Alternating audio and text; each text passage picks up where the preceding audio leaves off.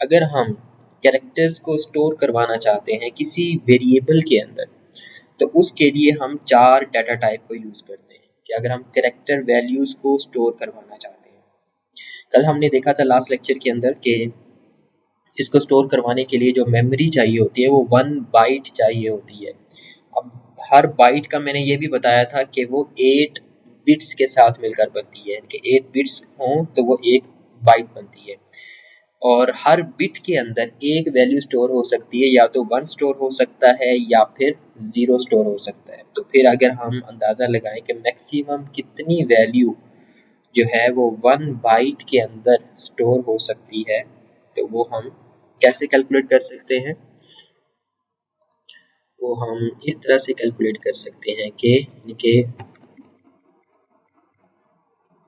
ये मैंने ये एक बिट हो गई, सेकंड बिट, थर्ड, फोर्थ, 5, 6, 7, 8, ये 8 बिट्स के अंदर मैंने मैक्सिमम वैल्यू जो है वो स्टोर कर दी।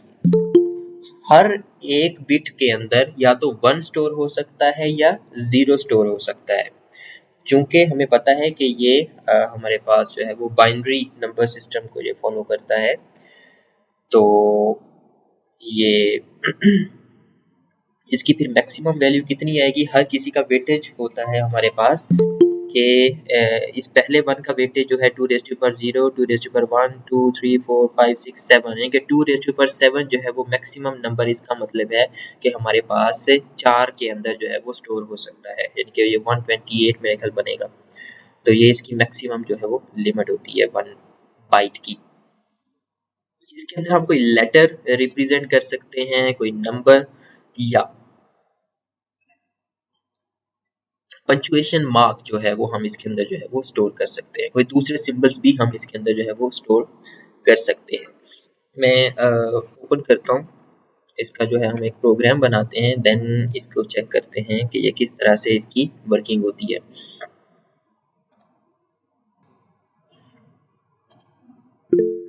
यहाँ पे हम एक प्रोग्राम बनाते हैं 4 डाटा टाइप के लिए।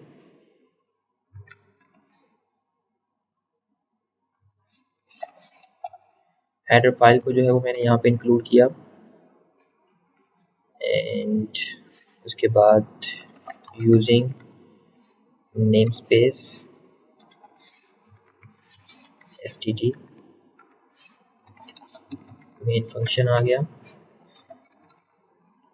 यहाँ से हमने जो है इस प्रोग्राम को स्टार्ट करना है। जैसे कि मैंने बताया कि डाटा टाइप जो है वो हम इसके अंदर 4 ले रहे हैं।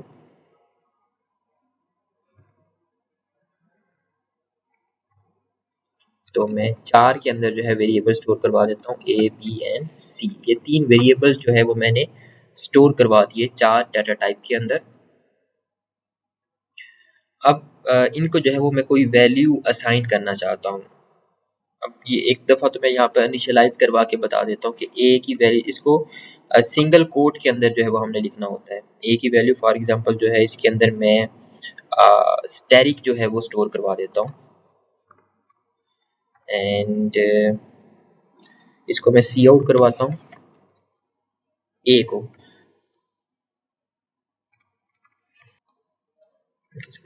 इसको मैं रन करवाता हूँ।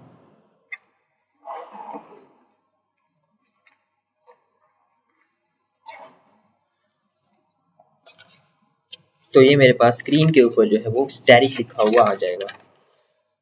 तो अब तक हमने जो डाटा टाइप्स देखी थी उसके अंदर इंट और फ्लोट को हमने जो है वो ज़्यादातर इसके अंदर जो है वो यूज़ किया है, और उसके अंदर हम वैल्यू स्टोर करवा सकते थे जो कि रियल नंबर्स होते थे या फिर इंटीजर्स होते थे।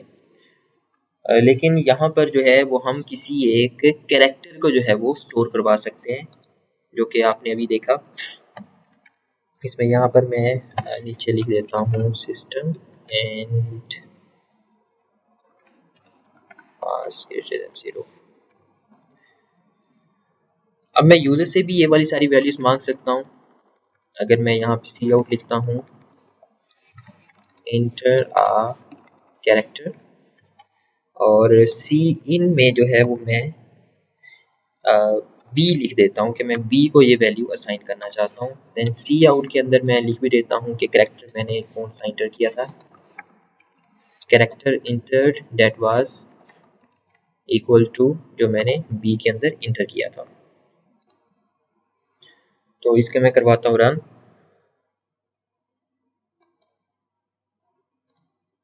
And inter a character. मैं यहाँ पर हैश सिंबल जो है वो लिख देता हूँ और वो मेरे पास आ गया character enter that was equal to hash. तो इसमें मैं कैरेक्टर्स को जो है वो स्टोर करवा सकता हूँ। अब जो हम कैरेक्टर्स स्टोर करवा रहे होते हैं वो बेसिकली हमारे पास कौन से होते हैं। अब बेसिकली कैरेक्टर्स जो हैं हर एक कैरेक्टर का एक नंबर होता है या फिर आप कह दें कि हर एक कैरेक्टर का एक कोड होता है। अब हमें भी पता है कि कंप्यूटर के अंदर जो भी चीज़ें स्टोर होती हैं वो बाइनरी फॉर्म के अंदर स्टोर होती हैं, 1 और 0 की फॉर्म के अंदर। तो जो भी हम इसको कैरेक्टर देते हैं अपने प्रोग्राम को, ए बी सी डी कोई लेटर देते हैं या फिर कोई भी कैरेक्टर देते हैं, तो हर उस कैरेक्टर का एक स्पेसिफिक कोड होता है, बाइनरी कोड। तो कंपाइलर का काम ये होता है कि उसने इस कैरेक्टर को कन्वर्ट करना होता है फिर उस कोड के अंदर। जब उस कोड के अंदर इसको जो है वो कन्वर्ट कर लेता है तो उसकी वैल्यू जो है वो फिर जाती होती है प्रोग्राम के पास। अब नेक्स्ट टेबल के अंदर यहाँ पर आप देख सकते हैं कि ये बहुत सारे कैरेक्टर्स लिखे हुए हैं और उनके कोड रिस्पेक्टिव लिखे हुए हैं। जैसे कि अगर मैं कैपिटल ए लिखना चाहता हूँ तो वो 65 जो है उसका कोड है, और अगर मैं कैपिटल जी लिखना चाहता हूँ तो उसका कोड जो है वो हमारे पास 90 है। बेसिकली हम कन्वर्ट भी कर सकते हैं कि कोई एक कैरेक्टर जो मेरे पास है उस कैरेक्टर को मैं कन्वर्ट कर दूं इंटीजर के अंदर। कोई कैरेक्टर मैंने एक लिखा हुआ है, परसेंटेज साइन लिखा हुआ है या फिर कोई letter A B C D लिखा हुआ है, और उसको जो है वो मैं चाहता हूँ कन्वर्ट कर दूं कि चेक करूं कि उसकी इंटीजर के अंदर वैल्यू मेरे पास क्या बन रही है, उसका कोड मेरे पास क्या बन रहा है। तो वो जो है वो मैं बता सकता हूँ। तो उसका हम एक प्रोग्राम बनाते हैं कि जैसे कि पहले एक सिंपल बनाते हैं प्रोग्राम। ये मेरे पास एक कैरेक्टर जो है वो मैंने लिया हुआ है ए, जिसको जो है वो मैंने स्टैटिक कहा हुआ है। अब मैं देखना चाहता हूँ कि इसकी वैल्यू जो है वो मेरे पास क्या आती है, इन इंट के अंदर जो है वो क्या आती है। इसको मैं इंट के अंदर कन्वर्ट करता हूँ। तो मैं यहाँ पे लिखता हूँ सी आउट। पहले मैं लिख लेता हूँ कि मेरे पास वैल्यू कौन सी थी, कि मैं ए जो है वो वाली वैल्यू है मेरे पास, और मैं ये कहना चाहता हूँ कि ये इज इक्वल टू है मेरे पास किसके इक्वल है। अब फिलहाल इतना देख लेते हैं कि मेरे पास इसकी आउटपुट क्या आएगी। इसकी आउटपुट जो है वो मेरे पास आ जाएगी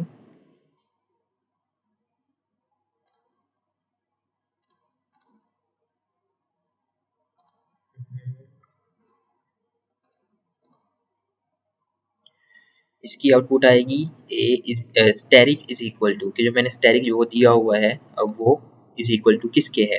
अब यहाँ पर मैं इसको चेंज करता हूँ इंट डाटा टाइप के अंदर और ए। इसका मतलब ये है कि जो मैंने ए के अंदर वैल्यू स्टोर की हुई है जो कि बेसिकली एक कैरेक्टर है, उसकी वैल्यू को मैं इंटीजर के अंदर, इंट कोड के अंदर जो इसका कोड है उसमें कन्वर्ट करने जा रहा हूँ। अब अगर मैं इसको करूँगा तो यहाँ पर मेरे पास लिखा हुआ आएगा स्टैरिक इज इक्वल टू 42। तो स्टैरिक जो है हमारे पास एक आस्की कोड है, उसका जो मेरे पास कोड है डेट इज इक्वल टू 42। तो अगर मैं 40 स्टैरिक को 42 के अंदर कन्वर्ट कर सकता हूँ, इसका मतलब ये हुआ कि अगर मैं 42 लिखूं तो 42 को अगर मैं कैरेक्टर के अंदर कन्वर्ट करूं तो वो मेरे पास स्टैरिक आना चाहिए। इसको जो है वो हम अभी चेक कर लेते हैं कि क्या ये वो पॉसिबल है कि नहीं। सी आउट एंड इसको पहले मैं कर लेता हूँ बैक स्लैश एन ताकि नेक्स्ट लाइन में आ जाए। एंड यहाँ पे मैं लिख देता हूँ कि 42 था हमारे पास, तो 42 इन के 4 इज इक्वल टू, वो हमारे पास किसके इक्वल आएगा, 42 इन 4 इज इक्वल टू। अब यहाँ पे मैं 4 और इसके अंदर लिख देता हूँ 42, कि मैं 42 को अब कन्वर्ट करने जा रहा हूँ कैरेक्टर डाटा टाइप के अंदर। तो वो हम अब देख लेते हैं। यहाँ पे मैं स्टैटिक की जगह पर कोई और सिंबल इस दफ़ा यूज़ कर लेता हूँ, एंड सिंबल यूज़ कर लेता हूँ। तो इसको हम करते हैं रन। तो ये मेरे पास आ गया, एंड सिंबल की ऊपर उसने बता दिया वैल्यू 38 है, और अगर मैं 42 इन 4 लिखता हूँ तो वो मेरे पास जो है वो स्टैटिक साइन जो है वो लिखा हुआ आ जाएगा। तो बेसिकली एक बड़ी इंटरेस्टिंग सी चीज़ है। इसके अंदर जो है वो हम ये भी कर सकते हैं कि एक कोड जो है, कोड वर्डिंग के अंदर, यानी कि अगर आप एक प्रोग्राम बनाएं, आप अपने किसी दोस्त को सेंड करें, उसको आप जस्ट कुछ वर्ड्स, कुछ ये नंबर्स लिखे हुए हों, उन नंबर्स को देखते हुए वो जो है वो आपका मैसेज जो है वो रीड आउट वही कर सके, कोई और मैसेज का रीड आउट ना कर सके। तो मैं एक काम करता हूँ, यहाँ पर इसी तरह से एक प्रोग्राम बनाता हूँ जिसके अंदर मैं कोई वर्ड्स लिखता हूँ, और उन वर्ड्स को जो है वो फिर मैं कन्वर्ट करता हूँ अपने कोड के अंदर। तो मैं ABCDENF ये मैंने सारे ले लिए वेरिएबल्स, और इन वेरिएबल्स को जो है वो मैं कोई ना कोई वैल्यू जो है वो असाइन करता हूँ। सी आउट में मैं कह देता हूँ इंटर लेटर, लेटर नहीं बल्कि वर्ड कर लेते हैं, इंटर वर्ड। और सी इन के अंदर जो है वही मैं कह देता हूँ ABCDE।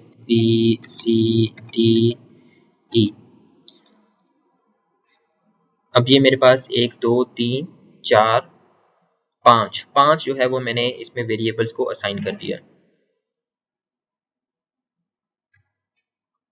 अब मैं इसका जो है वो कन्वर्ट करके इसको लिखता हूँ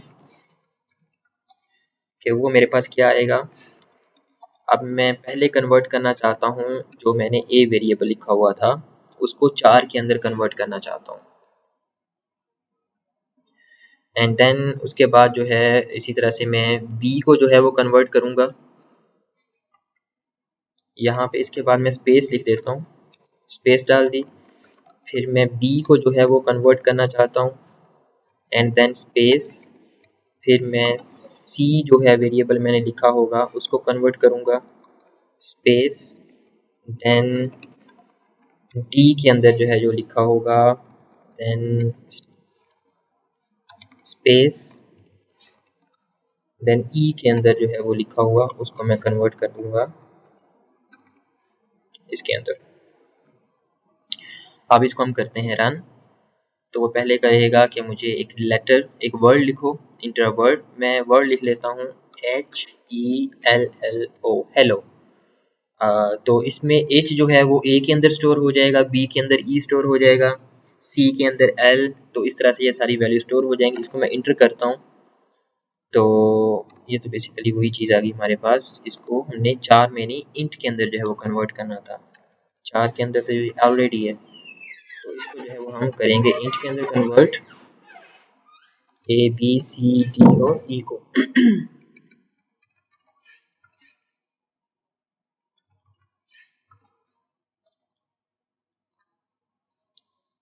तो अब मेरे पास इसकी जो है वो वैल्यू आएगी कुछ और, HELLO। तो ये मेरे पास आ गया कि H जो है उसका कोड है 72, E का है 101, L का 108, देन L 108, देन O जो है that is 111।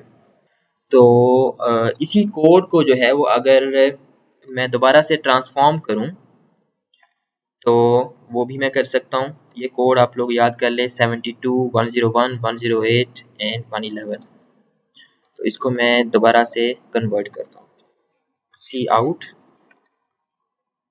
Backslash n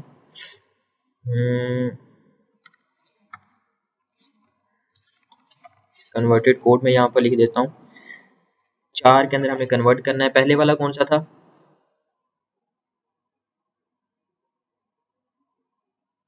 what was first 72, and उसके बाद नेक्स्ट कौन सा था? 101 था। देन था हमारे पास 108, देन था 108 और 111 से लास्ट पे 111। तो अब इसको हम जो है वो रन करवाते हैं।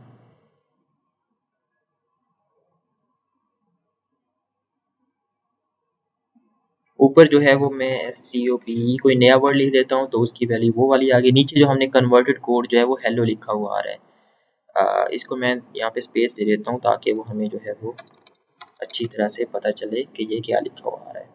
इनको जो है मैं कमेंट कर देता हूँ ताकि सिर्फ हमारे पास यही शो हो। Converted code is equal to HELLO। तो अब जो है वो मैंने लिखा सिर्फ जो है उनके कोड्स लिखे थे 72, 101, 108, 108 एंड 111, लेकिन वो मेरे पास एक पूरे का पूरा कंप्लीट जो है वो वर्ड बन गया।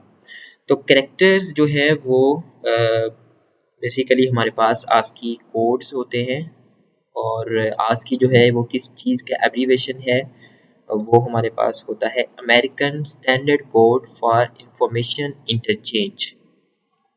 तो इन जो ये कोड्स हैं इनको आस्की कोड हम कहते हैं। ये सारे आस्की कोड लिखे हुए हैं 127 तक है, लेकिन इसके बाद भी एक्सटेंडेड कुछ हैं जिसके अंदर जो है वो डिफरेंट शेप्स आ जाती हैं, स्केयर शेप आ जाती है। जैसे ये डेल लिखा हुआ है तो डेल का मतलब यहाँ पे ये डेल्टा शेप है। तो इसको आप किसी बुक से जब देखेंगे तो उसमें ये कंप्लीट जो है मेरे पास एक बुक है उसमें जो है इसका टेबल जो है वो तकरीबन 4-5 पेजेस के ऊपर जो है इसका टेबल दिया हुआ है। उसके अंदर उन्होंने सारी वैल्यूज़ 127 से आगे भी बताई हुई हैं। तो इसको हम यहाँ पर भी प्रैक्टिस कर सकते हैं कि अगर मैं यहाँ पे 130 लिख दूँ, इसको लिख देता हूँ 140, 150, 160 एंड 170। तो इसको जो है वो हम चेक करते हैं कि अब ये कौन सी यहाँ पर वैल्यूज इसकी आती है। तो ये कुछ इस तरह से जो है वो लिखा हुआ आ रहा है कि ई के ऊपर जो है वो जो हमारे पास डिफरेंट डिज़ाइंस होते हैं, आई जो है यू की दूसरी फॉर्म, ए जो है उसको किसी और तरह से लिखा हुआ है। तो एक काफ़ी सारे बहुत सारे सिंबल्स इसमें जो है वो मौजूद होते हैं, और हर किसी का जो है वो एक अपना एक अलग सेपरेट जो है वो आस्की कोड होता है। तो ये वाला प्रोग्राम आप जो है वो बना सकते हैं, और कोड वर्डिंग के अंदर भी आप जो है वो बातें कर सकते हैं अपने दोस्तों के साथ कि जिसको C++ लैंग्वेज जो है वो आती हो और उसको कैरेक्टर्स का पता हो, और ये पता हो कि किस तरह से हम कैरेक्टर अपनी इस कोड को कन्वर्ट कर सकते हैं कैरेक्टर्स के अंदर, एंड देन अल्टीमेटली वो आपके पास एक कंप्लीट वर्ड बन जाएगा। जैसे कि अगर ये आपके पास सामने एक टेबल जो है वो दिया हुआ है, इस टेबल को देखते हुए अगर आपको कहा जाए कि आपने एक सेंटेंस जो है वो लिखना है तो उसका क्या कोड होगा। सेंटेंस जो है वो हम लिख लेते हैं इंस्टीट्यूट ऑफ फिजिक्स जो है वो हमने लिखना है। इंस्टीट्यूट ऑफ फिजिक्स, इस इंस्टीट्यूट ऑफ फिजिक्स में आई कैपिटल होगा, फिजिक्स का पी कैपिटल होगा। तो इसके लिए जो है वो यहाँ पर देखें आपको क्या लगता है कि कौन कौन से जो है वो कोड मुझे इसमें यूज़ करने पड़ेंगे, एंड देन जो है वो मैं ये वाली एक स्टेटमेंट जो है वो लिख सकता हूँ। इसको जो है वो पहले वेरिएबल असाइन कर देता हूँ।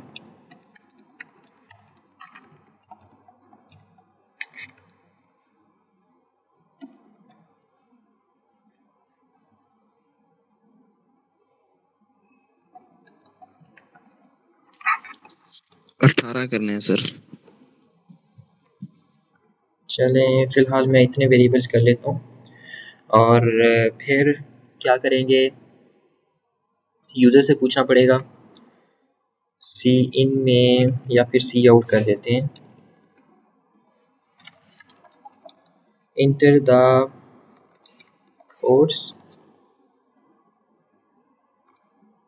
एंड सी इन के अंदर जो है ये हमारे पास आएगा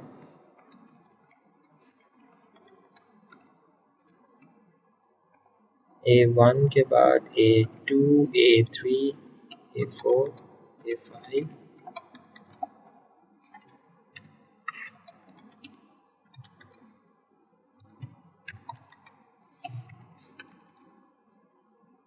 then B1,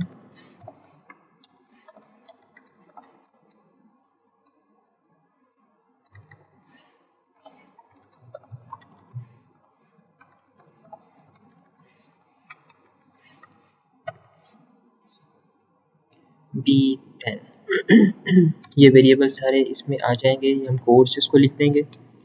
फिर हमने इन सब को जो है वो कन्वर्ट करना होगा।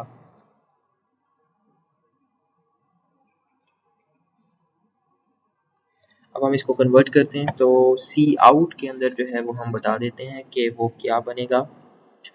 इंट के अंदर होंगे, हमने इसको जो है वो 4 के अंदर कन्वर्ट करना होगा। A1 आ जाएगा,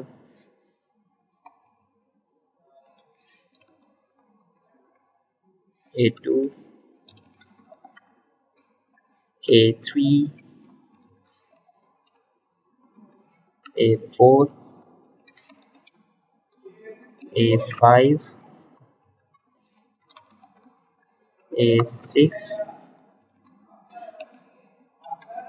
A7, A8, A9, A10, A11, sorry B1 आएगा,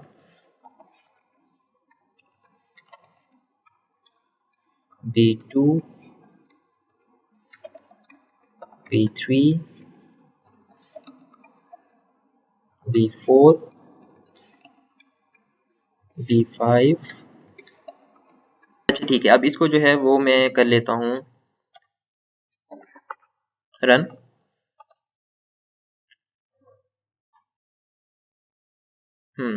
अब वो कहता है इंटर द कोड्स।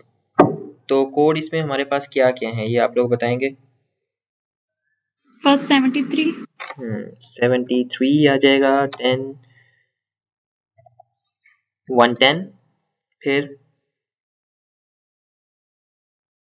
115 सर,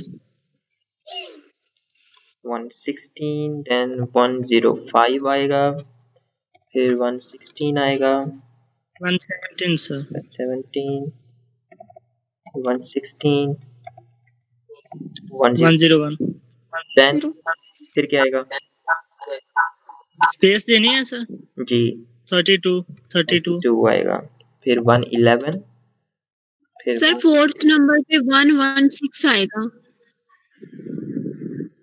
हाँ जी, फोर्थ पे 116 ही है बेटा।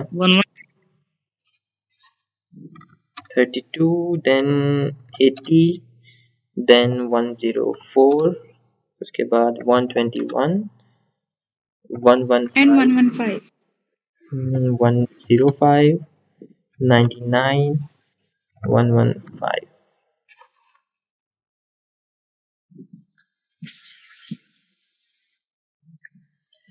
ये तो हमारे पास कुछ और ही लिखा आ रहा है।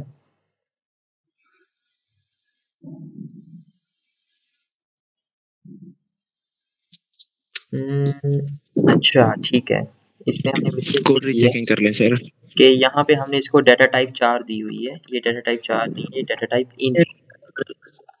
तो इस वजह से ये मिस्टेक आ रही थी कि हमने इंटीजर्स के अंदर नंबर देने हैं, देन उसको 4 के अंदर कन्वर्ट करना है। दोबारा से जो है वो हमें वैल्यूज देनी पड़ेंगी।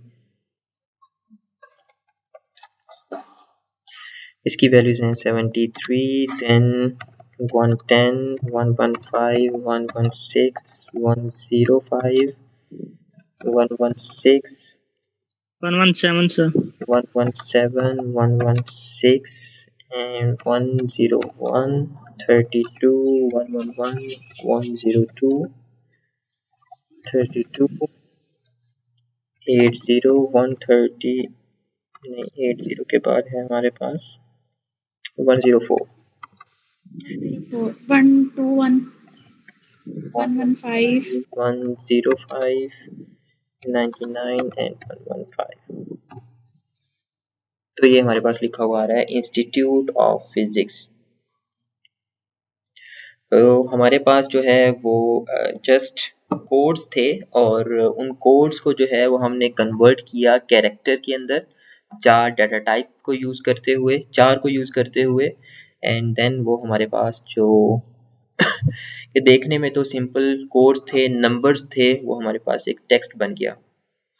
तो एक बड़ी इंटरेस्टिंग सी चीज़ है ये वाली कि हम जिसमें कन्वर्जन जो है वो करते हैं नंबर्स की। क्लियर है ये? इसमें अगर किसी को किसी चीज़ की कुछ समझ नहीं आया तो वो बता दें। 4 को हमने पहले देखा कि किस तरह से, जैसे हमने इंट और फ्लोट को तो पहले देखा हुआ था कि किस तरह से हम उसको असाइन करते हैं, इनिशियलाइज करते हैं, लेकिन यहाँ पर हमने 4 को भी देखा कि हम किस तरह से कैरेक्टर को जो है वो इनिशियलाइज कर सकते हैं, कैरेक्टर को जो है वो डिफाइन कर सकते हैं। उसके लिए हम 4 डाटा टाइप लेते हैं, देन जो भी वेरिएबल लेना हो इज इक्वल टू, ये हमने वेरिएबल ले लिया, अगर इसकी वैल्यू बतानी है तो u is equal to single quote के अंदर हमने लिखना है कि जो भी हम उसके अंदर जो है वो कैरेक्टर स्टोर करवाना चाहते हैं। और लेकिन सी इन के लिए सेम तरीके का वही होगा जो कि हम उसमें देखते हैं इंट के अंदर या फिर फ्लोट के अंदर उसको अप्लाई कर रहे होते हैं। और टर्बो में हम कोड वर्डिंग यूज नहीं कर सकते? टर्बो में भी कर सकते हैं आप ये वाला काम, टर्बो पे भी आप इसको ट्राई कीजिएगा, इसको बनाइएगा, ये वाला प्रोग्राम बनेगा वहां पर भी। सर ये जो वेरिएबल्स है, जितने वर्ड्स होंगे उतने लेंगे वेरिएबल्स? हाँ जी, वेरिएबल्स हम ज़्यादा ले सकते हैं, उसमें कोई एरर तो नहीं आएगा, लेकिन सी इन जो है वो हम उतना ही करवाएंगे। अब ये हम आगे जाकर अरेज पढ़ेंगे तकरीबन, लेकिन वो भी काफ़ी दूर है, तो अरेज में हमें काफ़ी जो है वो फ़ायदा हो जाएगा। उसमें हम बता देंगे कि पहले कि हमारे कितने नंबर ऑफ़ वर्ड्स हैं, फिर उतने ही नंबर ऑफ़ वर्ड्स के लिए वो हमें वैल्यूज़ पूछेगा कि आप ये वैल्यूज़ जो है वो इंटर करके, इसमें फिर हमें इतने सारे वेरिएबल्स खुद से भी डिफाइन नहीं करने पड़ेंगे, सिर्फ 2-3 नंबर्स 2-3 लेटर्स लिखेंगे और हमारे जो है वो सारे के सारे वेरिएबल्स जो है वो डिफाइन हो जाएंगे, तो काफ़ी काम आसान हो जाएगा। लेकिन वो अरेज हैं अभी काफ़ी जो है हमने उसको लेट पढ़ना है, तो जब उनकी बारी आएगी तो फिर वहाँ उसमें हम ये वाली चीज़ भी देखेंगे कि हम ये किस तरह से जो है वो कर सकते हैं।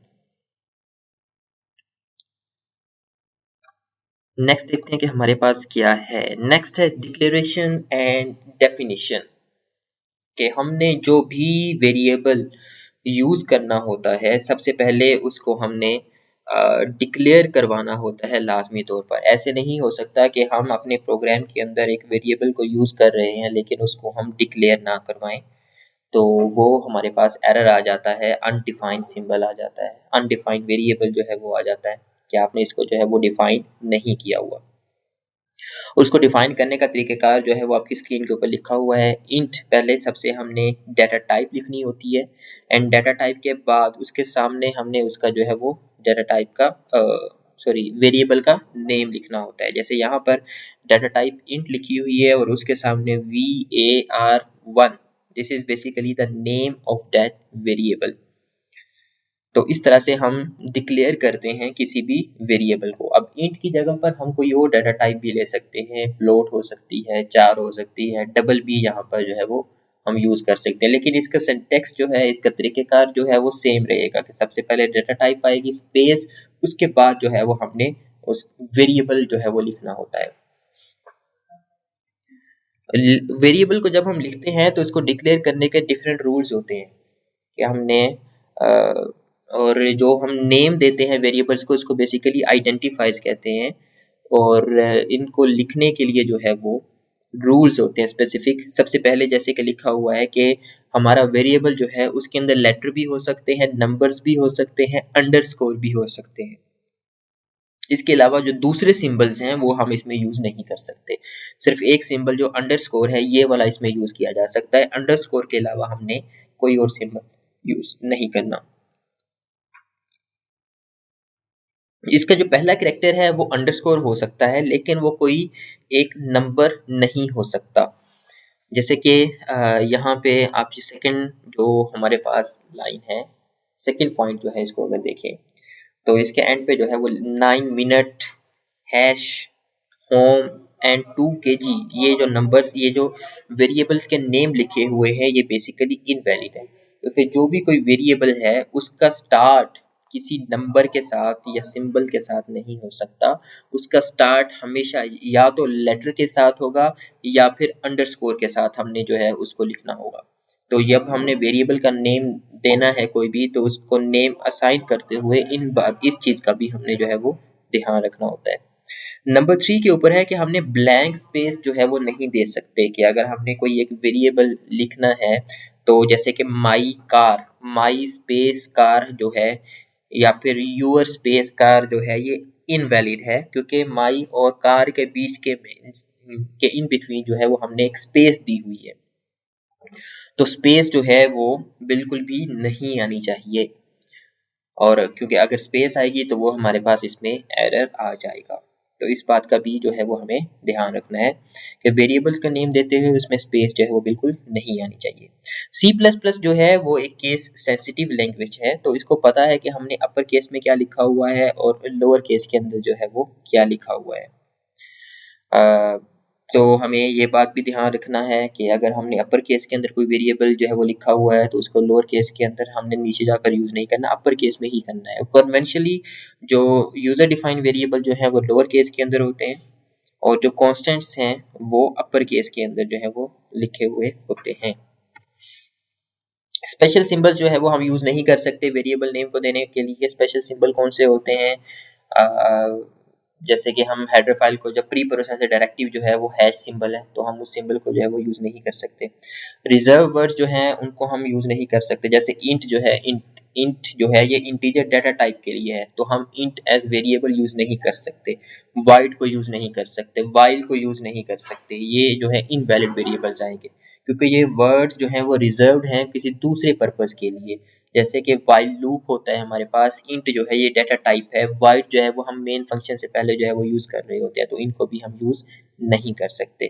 इनकी लिमिट होती है किसी भी वेरिएबल को लिखने की, तो इसकी लिमिट जो है डेट इज़ बेसिकली 31 कैरेक्टर्स जो हैं वो ये चेंज हो सकती है, लेकिन मैनी कंपाइलर्स के लिए जो है ये 31 कैरेक्टर्स होते हैं। तो अगर वो 31 से ज़्यादा हम उसको नेम जो है वो लिख देंगे 31 कैरेक्टर से ज़्यादा, तो पहले वाले 31 को यूज़ करेगा, बाकी सबको जो है वो इग्नोर कर देगा। और हर एक डाटा टाइप के अंदर हम सिर्फ एक दफ़ा ही किसी भी डाटा टाइप के अंदर जो है वो हम एक दफ़ा ही वेरिएबल को डिक्लेयर कर सकेंगे। जैसे कि लास्ट लेक्चर जो हमने देखा था उसके अंदर हम वेरिएबल मार्क्स को जो है वो 2 दफ़ा जब डिक्लेयर करने की कोशिश कर रहे थे तो वहाँ पर हमारे पास एरर आ रहा था। तो हम किसी वेरिएबल को, सेम वेरिएबल को सिर्फ एक दफ़ा ही डिक्लेयर कर सकते हैं, 2 दफ़ा जो है उसको डिक्लेयर नहीं किया जा सकता। लास्ट जो है वही के अपर केस और लोअर केस के अंदर जो है वो डिस्टिंग्विश करती है। तो यहाँ पर 2 वेरिएबल्स लिखे हुए VAR एंड दूसरे वाला जो है उसमें कैपिटल VAR लिखा हुआ है, तो ये दोनों जो है वो सेम नहीं है, ये दोनों जो है वो डिफरेंट है। तो इस बात का भी ध्यान रखना है कि जब हमने वेरिएबल्स के नेम असाइन किए हैं तो उसमें अगर कैपिटल लेटर लिखा था तो नीचे भी उसी तरह से उसी को फॉलो करना होगा।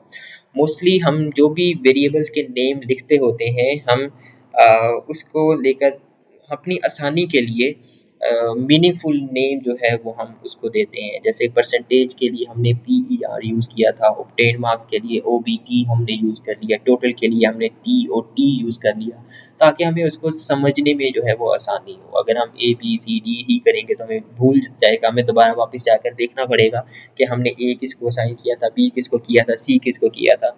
तो इसलिए हम अपनी आसानी के लिए, वैसे तो हम वो वाले भी असाइन कर सकते हैं जो भी हम नेम चाहें, लेकिन हम अपनी आसानी के लिए जो है वो मीनिंगफुल और रीडेबल नेम्स जो है वो असाइन करते होते हैं। इससे पहले हमने जो है वो डिक्लेरेशन जो है वो देखी थी कि हम किसी भी वेरिएबल को अगर डिक्लेयर करवाना चाहें तो इस तरह से डिक्लेयर करवाते हैं। डाटा टाइप आती है, डाटा टाइप के बाद जो है वो हमने उस वेरिएबल का नेम लिख दिया। अगर 2 वेरिएबल लिखने हैं तो पहला वेरिएबल कॉमा, दूसरा वेरिएबल, और इसको एंड करते हैं हम हर स्टेटमेंट को जो है वो C++ के अंदर सेमीकोलन के साथ। तो ये हमने डिक्लेयर करवा दिया वेरिएबल को डिक्लेयर करवाया है, लेकिन उसको अभी तक हमने कोई वैल्यू असाइन नहीं की थी। तो वैल्यू हम असाइन जो है उसको डिक्लेरेशन के वक्त ही कर सकते हैं, इसको हम इनिशियलाइजेशन कहते हैं। अब ये 2 मेथड्स जो हैं वो बताए हुए हैं किसी भी वेरिएबल को वैल्यू असाइन करने के लिए। जो ऊपर वाला है वो लिखा हो VAR1, variable 1 is equal to 20, उसको 20 जो है वो वैल्यू असाइन हो गई है। जो सेकंड वाला है VAR2, उसको वैल्यू वो वाली असाइन होगी जो वेरिएबल 1 के अंदर जो हमने 10 जब ऐड करते हैं यानी कि 30, इसकी वैल्यू जो है वो असाइन हो जाएगी। अब इसमें हम असाइनमेंट ऑपरेटर जो है वो यूज़ करते हैं कि अगर हमने किसी भी वेरिएबल को कोई वैल्यू असाइन करनी है तो उसके लिए हम सिंगल इक्वल जो है वो यूज़ करते हैं। इसका काम ये होता है कि जो राइट साइड के ऊपर वैल्यू है उसको असाइन करेगा जो लेफ्ट साइड के ऊपर वेरिएबल लिखा हुआ है उसके अंदर। तो जैसे कि ये var1 variable 1 is equal to 20 लिखा हुआ है, इसमें 20 जो है वो असाइन हो जाएगा var1 को, यानी कि वेरिएबल 1 की वैल्यू जो है वो 20 हो जाएगी। और ये तो वेरिएबल्स हैं। अगर हम कांस्टेंट्स की बात करें तो कांस्टेंट जो है वो प्रोग्राम के अंदर जो है वो चेंज नहीं होते। वेरिएबल्स की वैल्यू जो है वो हमारे पास चेंज होती रहती है, वो हम चेंज कर सकते हैं। आउटपुट वेरिएशन में अगर हम दो तरह की आउटपुट्स जो है वो हमने पढ़ी हुई है। ये सबसे पहला प्रोग्राम जो हमने बनाया होगा या फिर सीखा होगा वो ये था कि हम आउटपुट स्क्रीन के ऊपर किसी भी स्टेटमेंट को किस तरह से प्रिंट आउट करवा सकते हैं। तो इसको प्रिंट आउट करवाने के लिए हमने कहा था कि हमने जो कुछ भी लिखना है, जो भी स्टेटमेंट या सेंटेंस लिखना है, उसको लिखना है इन्वर्टेड कॉमास के अंदर या कोटेशन मार्क्स के अंदर जो है वो लिखना है। तो जैसे कि पहली एग्जांपल लिखी हुई है सी आउट var+10 इज, ये बेसिकली स्ट्रिंग हम इसको कहते होते हैं, स्ट्रिंग कांस्टेंट कहते होते हैं कि अगर हम कोटेशन मार्क्स के अंदर कोई भी चीज़ लिखेंगे, कोई भी स्टेटमेंट लिखेंगे या कोई भी सेंटेंस लिखेंगे, वो एज इट इज़ हमारे पास स्क्रीन के ऊपर जो है वो शो हो जाता है। तो इसको हम कहते हैं स्ट्रिंग कांस्टेंट। और स्ट्रिंग कांस्टेंट के लिए हम कोटेशन मार्क्स को यूज़ करते हैं। अगर हम कोटेशन मार्क्स नहीं लिखते तो फिर वो उसको as a variable read out करता है, जैसे कि यहाँ पर लिखा हुआ है C out var2 C out then endl जो है वो लिखा हुआ है। तो इस तरह से हम जो पहले वाली जो सी आउट वेरिएबल 2 जो लिखा हुआ है var2 बेसिकली, इसकी वजह से जो वेरिएबल 2 के अंदर वैल्यू होगी वो शो हो जाएगी और इस मैनिपुलेटर की वजह से जो है वो एंड लाइन जो है वो आ जाएगी हमारे पास। इसके बाद जो है वो कुछ भी जो लिखा जाएगा वो नेक्स्ट लाइन के अंदर लिखा जाएगा। तो ये इन दोनों तरीकों का हमें पता है कि किस तरह से हम वैल्यू को आउटपुट करवा सकते हैं, स्ट्रिंग के केस में भी और वेरिएबल के केस में भी। इन दोनों को हम इकट्ठा भी लिख सकते हैं कि ये भी हमने क्लास के अंदर देखा हुआ था कि अगर दो सी आउट स्टेटमेंट्स है, दो से ज़्यादा है, उनको इकट्ठा कैसे लिखना है। सी आउट पहले वाली स्टेटमेंट, देन ये सी आउट नहीं आएगा, हम एंगल ब्रैकेट्स लिखेंगे एंड उसके बाद दूसरा सी आउट की स्टेटमेंट जो है वो इसके अंदर जो है हम ऐड कर सकते हैं। इस तरह से दो सी आउट की स्टेटमेंट्स को हम लिख सकते हैं एक लाइन के अंदर।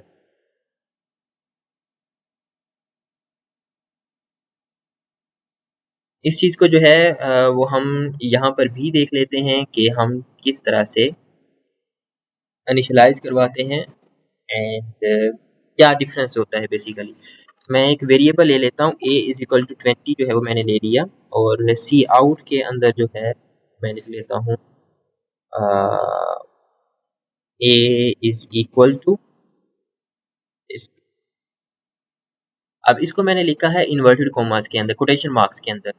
जब मैं कोटेशन मार्क्स के अंदर लिखता हूँ इसको मैं बल्कि स्मॉल a कर देता हूँ, small a is equal to quotation marks के अंदर लिखा। इसको जो है वो मैं आउटपुट चेक करता हूँ इसकी, तो मेरे पास इसकी स्क्रीन के ऊपर आउटपुट आएगी a इज इक्वल टू, यानी कि अगर मैंने इसको कोटेशन मार्क्स के अंदर लिखा है तो जो मैंने कोटेशन मार्क्स के अंदर लिखा होगा वो एज इट इज स्क्रीन के ऊपर जो है वो मेरे पास शो हो जाएगा।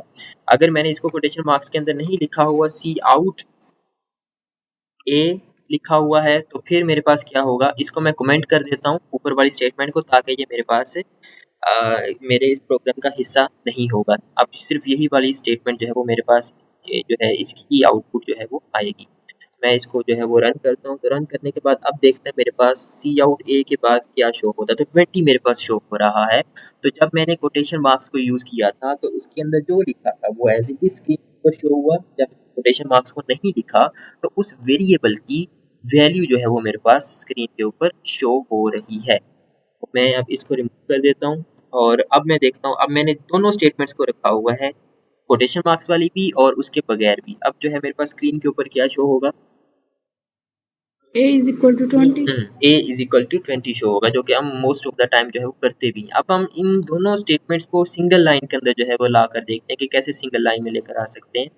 तो मैं यहाँ पे सी आउट को रिमूव करता हूँ, यहाँ पे सेमीकोलन को रिमूव करूँगा। तो अब जो है, अब मैंने क्या किया, ये तो वही सेम है जो मैंने पहले लिखी हुई थी। जो दूसरी सी आउट वाली थी उसको मैंने बस यहाँ पर जो है वो लिख दिया आगे, एंगल ब्रैकेट लगा के वो लिख दी, और सेमीकोलन क्योंकि हमेशा सिर्फ एंड पे आता तो इसको सिर्फ एंड पे लिखा। अब देखते हैं कि क्या आउटपुट के अंदर कोई चेंज आता है या फिर नहीं आता। तो a इज इक्वल टू 20 वही सेम हमारे पास जो है वो आउटपुट लिखी हुई आ रही है।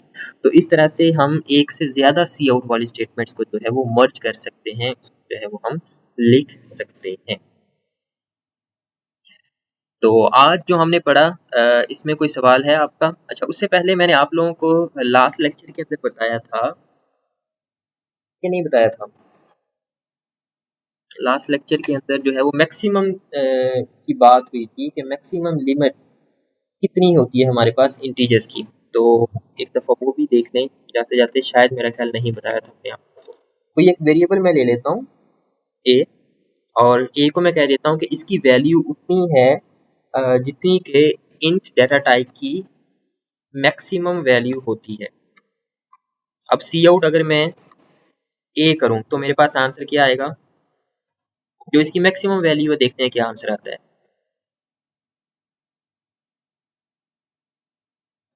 तो मेरे पास आंसर जो है वो उसकी मैक्सिमम वैल्यू आ जाएगी 2147483647। ये इसके अंदर मैक्सिमम वैल्यू जो है वो ए के अंदर हमने स्टोर करवा दी। अब अगर मैं सी आउट ए प्लस 1 कर दूं कि जो मैक्सिमम वैल्यू थी उसमें मैं 1 ऐड करके जो है वो आउटपुट करवाना चाहूँ तो क्या आएगा? यानी कि इसको हम कहते हैं इंटीजर ओवरफ्लो, कि जो मैक्सिमम लिमिट है उससे बड़ा नंबर अगर मैं लिखना चाहूँ। ठीक है, मैक्सिमम नंबर था मेरे पास जो ए है, जो कि इंट के अंदर स्टोर हो सकता है। अब उसके अंदर मैं 1 को ऐड कर रहा हूँ। अब देखते हैं कि मेरे पास क्या फर्क पड़ता है।